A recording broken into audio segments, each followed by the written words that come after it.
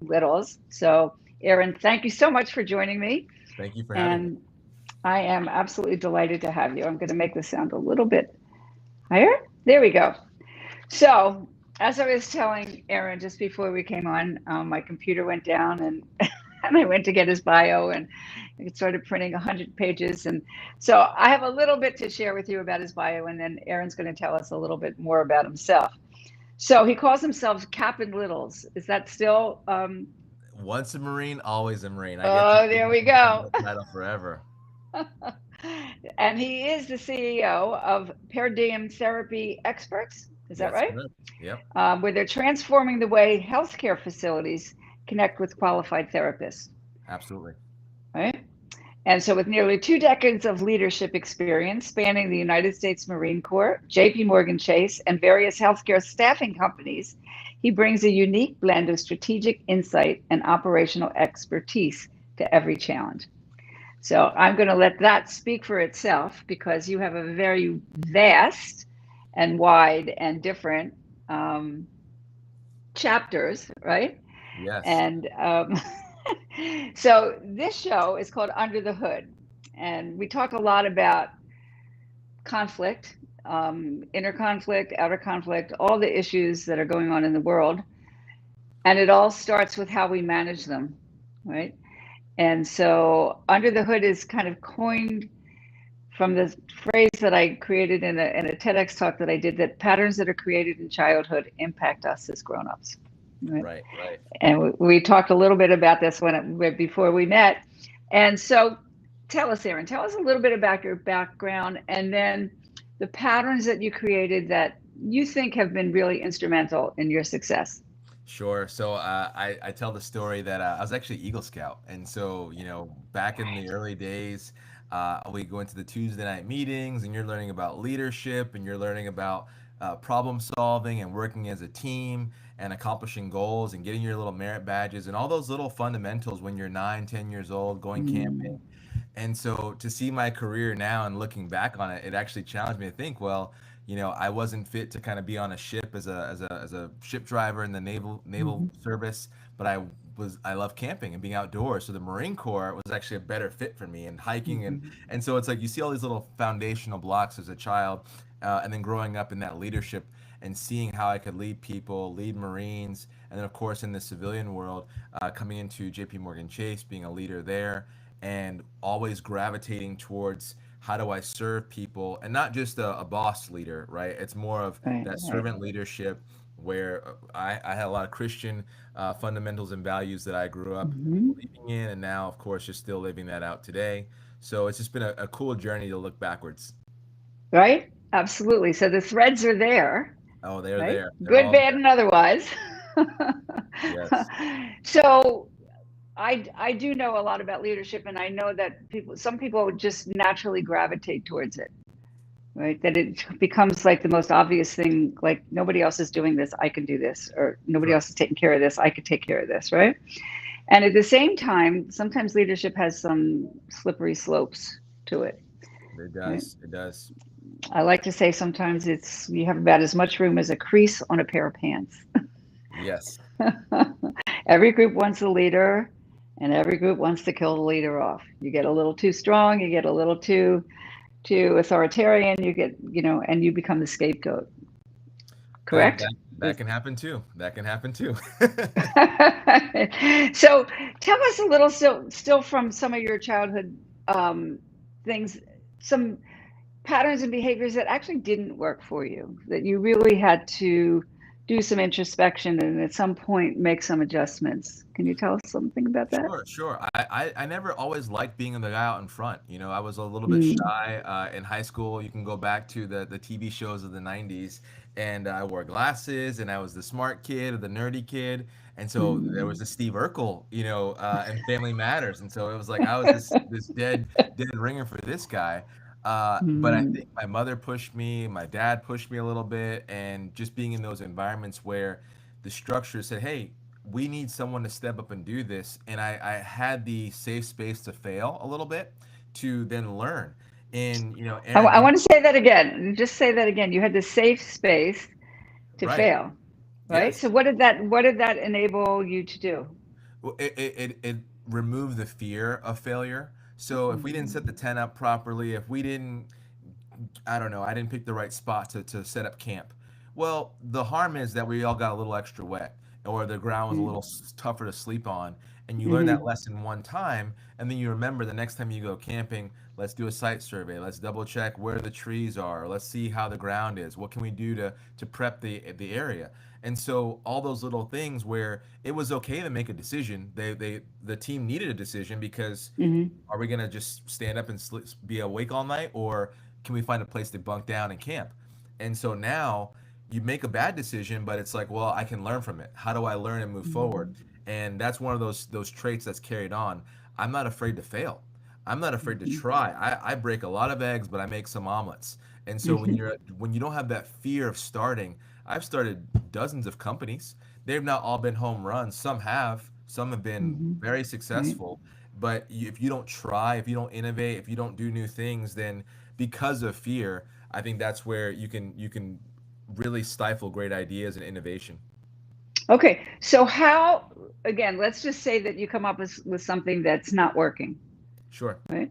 How do you do the introspection around that? How do you kind of figure that out? Sure. So sometimes in the Marine Corps, we have what's called a hot wash. So after every Mm-hmm. operation, every convoy, everything, every mission I did, we'd say what worked, what didn't work, what do we need to do Mm-hmm. different next time? Because we knew we had to go back out again.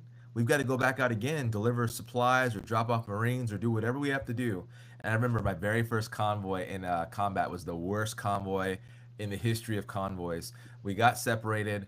I didn't notice an IED, and it's, Well, and what's it's an IED? What's an IED? improvised explosive device. Okay, so Okay. I Yeah. I missed something that's quite obvious that you need to say, hey, Mm-hmm. there were three guys sitting by a car just kind of parked. I was like, I wonder if they're okay. Are they okay sitting there? I let it go, Mm-hmm. and sure enough, Mm-hmm. there was a device in that vehicle. Thankfully, no one was harmed, and we took care of it on the way back. But there was a lot of bad things that happened. So when we finished that convoy, which is the worst convoy of all convoys, we said what didn't work. I didn't give a good enough convoy brief. I didn't know all the different risk factors that we should have known. And I did take extreme ownership because I failed. I failed that unit, and by the grace of God, we were able to not have anyone get hurt. And then Mm-hmm. it was that was a decision point.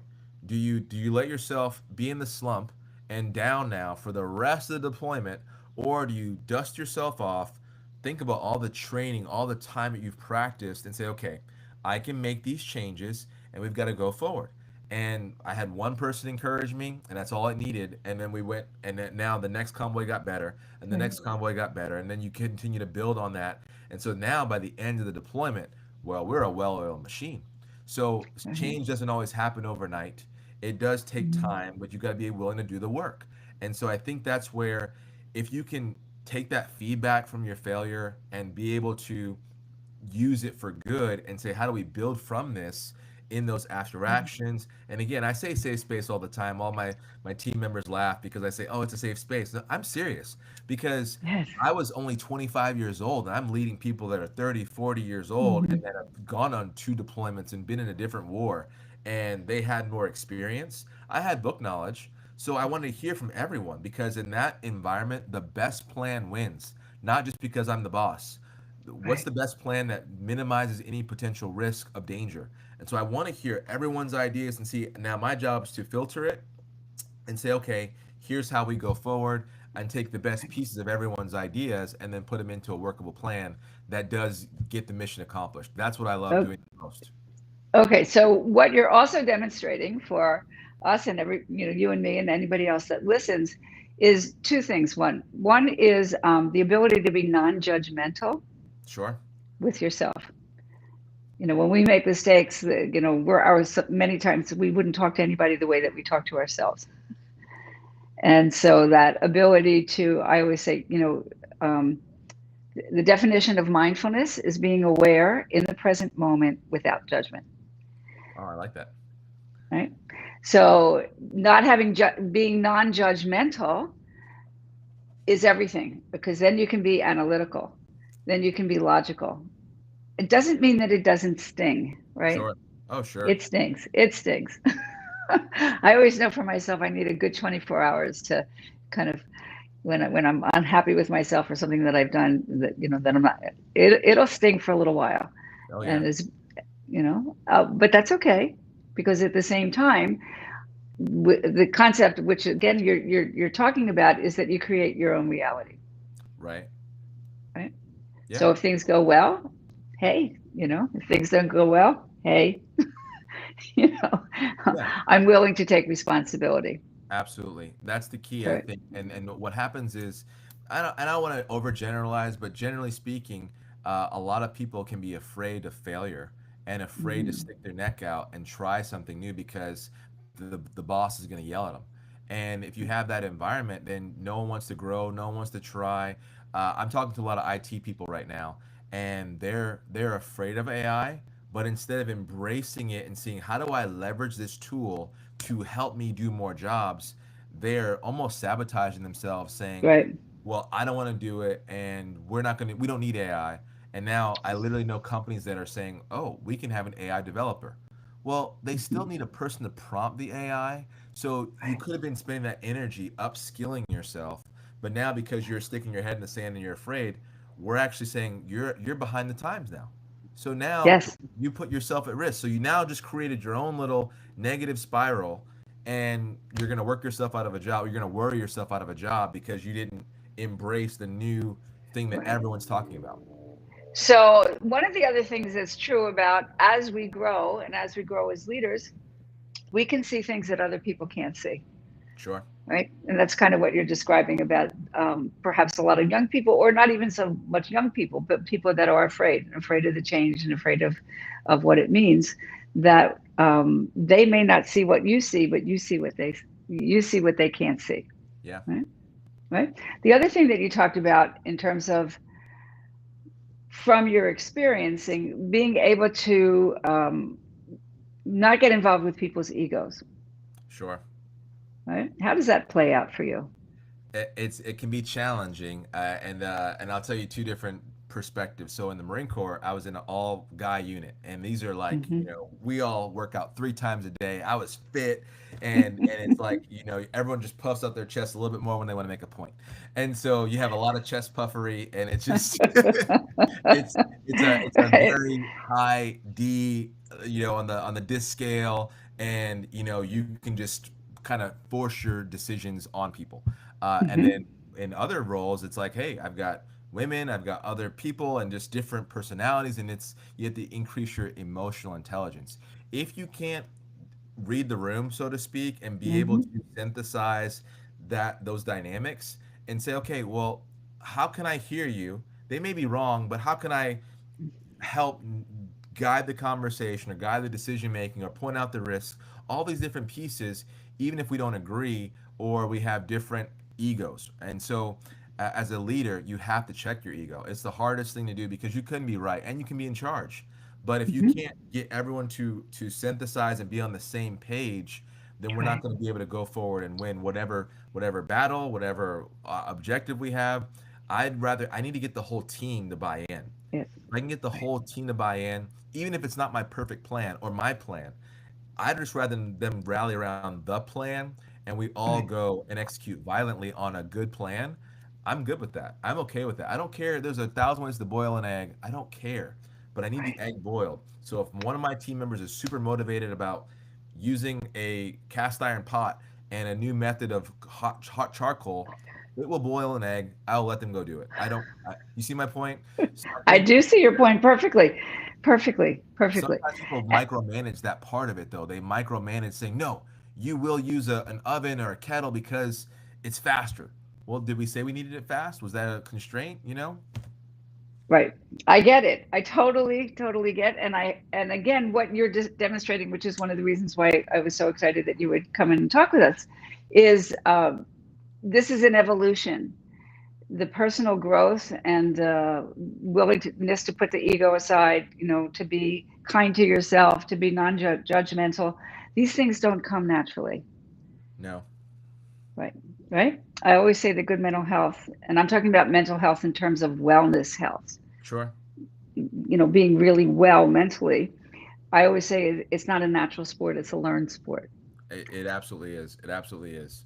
I think I had the chance to learn it in different settings and being a student Hmm. of it and being real with myself. One time I was at JP Morgan and I didn't get promoted. And I was devastated. I was like, "Don't you know who I am, guys? Don't you know? Why am I not running this whole company? Jamie, we need to have a conversation. We need to have a one-to-one." And I asked for honest feedback and I was like, "Oh, I'm not doing these four things." I wish I'd asked that last year, but I wasn't humble enough to ask what I needed to Mhm. do before it was too late. So then once I had the feedback, oh, can I receive it? Okay. Can I implement it? And sure enough, of course, I did implement the feedback and I did do the changes and I did soften my approach and all these different pieces that I had to go do to grow in that environment. And then I was promoted and had a great career there. So I think that comes back to the ego, and we have this mentality of how we view ourselves, but how does everyone else view us? Is it favorable or not? I remember Right.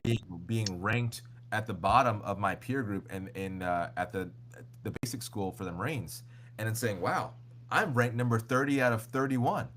And then I said, Hmm. "Okay, guys, what do I need to do to be not last?" And they said, Hmm. "This is." Well, sure enough, at the next cycle, I was ranked in the top 5 or 10%. So what were some of the qualities that they were picking up that you I call them your blind spots, Sure, right? I always say everybody else knows your blind spots sure. except us, right? And it was one of those things. It was the subtle EQ type of things because it wasn't about physical. It wasn't about capability. It's just, hey, you're not Hmm. including the team. I'd say I'd rather carry 2 water packs and start running, but I leave the team behind. So it's like, well, no. How do we all work together? How do you sense Hmm. get source ideas from others in the team and collaborate more? How do we all work together on a plan and not you forcing your own agenda, saying, no, well, let's go this way, let's go this way? How do we be more inclusive? So that was a big part of it. And then just participation, like how do I engage and interact with the team and not pushing my own agenda? So all these little micro things, it was very subtle, very subtle. That's why I could have so much change in a short amount of time because people are people. We are still people. And That's right. if you don't play well in the sandbox, then Hmm. that's still a skill that's important even in this virtual environment. I think it's still understanding how to talk to people, how to work with people, how to Hmm. work on a team. And as the next generations come along, it's going to be different. It's going to shift with more virtual. I'm watching how this will play out and unfold. But I Hmm. still encourage people to find those networking events and those trade shows to still be around people and grow this skill because there's still going to be humans in the workforce and people don't know how to lead people in the That's workforce. right. That skill is not going away. That's right. You are absolutely correct. And we are complex. In some ways, we're very simple, and in other ways, we're very complex. And I like to say there's only so many themes in the Right. universe. And as you get to know the themes, they just repeat over and over. And each person has their own unique way of playing out these themes. Absolutely. So as you study, again, this is my belief and certainly my experience, as you become much more knowledgeable about yourself, then you become more knowledgeable about others. You know, Yes. if it's true for me, I'm a human, you know. Yeah. I'm a It, human, somebody else is going to have something similar. absolutely. I think that's the hardest part is sometimes it's hard to rate yourself, to judge Hmm. yourself, and I don't say judge, but evaluate and Hmm. be real with yourself. Where are you struggling? Where are your areas of opportunity? I was listening to Zig Ziglar this morning on one of his tapes. I love Zig, and he said, "Hey, you got to do evaluation. You've got to check every facet of your life and say, on a scale of 1 to 10, where are you?" And it's like, Hmm. well, realistically, I feel like I'm in shape, but I'm probably a 6. And Hmm. realistically, I need to do 20 more crunches a day and 100 push-ups. But if we can't have that honest mental dialogue and say where we Correct. really are, and then that translates across, Tina, to family life, business, and am I an expert in my field? Am I sharpening my axe to know, well, I know enough about AI. No, I need to know a little bit more. I need to be doing Right. more webinars and taking a course. Or I'm a pretty good husband. We didn't go on a date this month yet. So it's Right. like, what else can I do to make sure Yes. that on all those levels, I'm being real with myself to say, how do I take my whole person to the next level? Because you can't just be great at physical. You can't just be great at business. In actuality, if you don't do health well, none of it matters either. Exactly. So Exactly. I think it's just those Exactly. conversations with yourself, you know? Beautiful, beautiful, beautiful. So let me ask you this. We only have a couple minutes left, but given that you've been in a lot of high pressured situations and you continue to be because now you're running your own business and you've got all those other personalities to deal with. What do you think are the biggest challenges that you face? The biggest challenges, wow, that's a great question. Wow, that's a really good question. Because and it's not that it's there aren't challenges because I know what they are. So as an Mm-hmm. example, I want to drive revenue. I need more money because I want to hire more recruiters and I want to identify the ways that we recruit people. So I think the challenge is knowing how to evaluate and taking a step back and not being at the 0 foot level and elevating Mm-hmm. yourself to 5,000, 10,000 feet to say, and these all these ideas happen in the shower, Tina. So I'm in the shower this morning saying, okay, I need to fix my cash flow. My cash flow is not where I Mm-hmm. want it to be. And so today I Mm-hmm. emailed people to say, hey, I need you to look at my funding options and help me figure out how to increase my profitability by 5% each. And if I get those Mm-hmm. deals going, then so I think it's if we don't zoom out, then we Mm-hmm. don't see the whole picture. And Right. as leaders, if we can't zoom out every once in a while, sometimes I've got to go and recruit a therapist or I've got to go sell a contract. Mm-hmm. But if I don't zoom out and I can't run the business, that's the biggest concern. I was talking to a buddy's dad the other day, and he owned an auto repair shop. He said, Aaron, Mm-hmm. the day that I stopped becoming a mechanic was the day my business took off. And I got it. And I was like, that's brilliant because he knew that someone has to be the mechanic, but someone has to run the shop. And Right. it's a different It's mentality. very different. Once you understand that, and then I'm talking to business people, but Mm-hmm. in general, you could be a career person, you can be a mom, you could be a stay-at-home mom, you can do Mm-hmm. whatever you're doing. What's your vision for your life? What's the vision that where you're trying to go?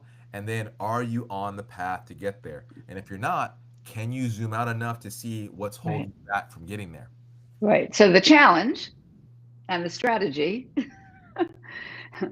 So the strategies that you use to be able to do that are what? I slow down. I do a lot of mindfulness type of activities. I read the Bible. I go Mm-hmm. for a lot of walks now, sometimes without any music. I just need to have, because the ideas are bouncing around already in my brain. So I need total quiet. I'm an early guy. I'm a 5 a.m. person. So it's Mm-hmm. peaceful. And then sometimes I have to sit at night too, just nothing for 5 minutes Mm-hmm. because we have text notifications on the watches, the phones, everything's beeping at you. We have to take some time for mindfulness to let our brains catch up Mm-hmm. with all the things that we have going on. Let the subconscious work and think through all the different solutions. And I journal now. I've been journaling for the last couple months. I have written goals. I do my goals check-ins, and so all those things help me to put it out. I have to puke it out on paper to write it down physically, so then it's not taking up headspace. But now Mm-hmm. subconscious is working in the background saying, okay, how do we Mm-hmm. fix that problem for Aaron? How do we go ahead and fix that? And so Mm-hmm. by doing some of those things, I sleep very good. I go to sleep and I'm out in then within 2 minutes Beautiful. because it's already handled. I've already written it Yeah. down. I've got an action plan and time allocated to take care of that later. So you are describing a lot of strategies. And again, I'm hoping that people are listening to this because you're now in my ballpark in terms of the territory of the unconscious and the subconscious and how we can program it and how we can talk to it and how we can become in relationship with it. Yes, And that again is so not a natural thing, particularly in our Western culture. sure. And so you're touching on a lot of things that are critically useful and helpful and not common knowledge. Right. I Not actually took a common knowledge. course. I took a course on subconscious coaching and just to understand, because where everyone does it, it's like, oh, what was that song? And then 2 days later, the song just Pop, comes. pops. Your subconscious has been working on that song, those lyrics for 2 days, and so if you can hone that muscle in, well, then now when I'm in the shower, of course, I get all my great ideas because Right. slowing down, you're doing something mechanical, and your brain can slow down and think. So now I take 2 showers a day. So tell me, Erin, how can people get in touch with you? You've got so many great things in your offering and your business and what you're looking for. How can they Right. get in touch with you? So a couple different ways. I'm big on LinkedIn. I do have some group coaching for just things that I do with personal growth and development. And then, of course, if anyone needs therapists, I connect a lot of therapists to care on in PT, PTA, OT, OT, and speech. You can download our app in the app stores. Go to pdtx.care, find out more about that. And we're trying to solve some of these staffing challenges in the healthcare Mm-hmm. system. My last company, we had nurse staffing. Now I'm doing therapists, but I help other staffing companies grow and help solve Mm-hmm. other problems in that space. So again, I'm everywhere, but I think I'm easy to get a hold of on LinkedIn. Awesome. And we'll have all this in the show notes, and you can hopefully listen and listen again to listen some of Aaron's great ideas and his wisdom. So thank you so much. And don't Thanks. go anywhere because we're going to chat for just a couple minutes. And thank you again, Aaron. I appreciate Oh, your help and your this is time. fun. Thank you. Okay, bye. All right. Very cool. In this